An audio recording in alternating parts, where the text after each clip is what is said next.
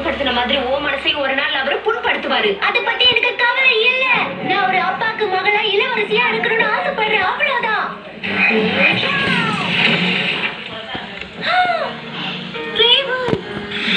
என்ன மன்னிச்சுடு. என்னையும் மன்னிச்சுடு star fire. நம்ம 2 பேரும் ஏன் சண்டை போடுறோம் எனக்கு தெரியல. உன் மேல நான் கோவப்பட்டதே இல்லை. இவ்வளவு நேரம் நான் எங்க அப்பா மேலதான் கோவமா இருந்தேன். ஏன் நிறுத்திட்டீங்க?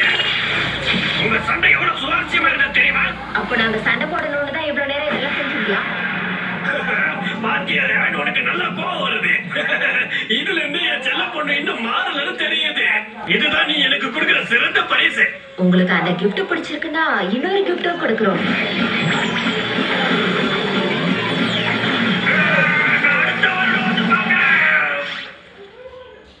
மன்னிச்சிரு ஸ்டார். எங்க அப்பா கொடூரமான பேயா இருக்கலாம், ஆனாலும் அவரு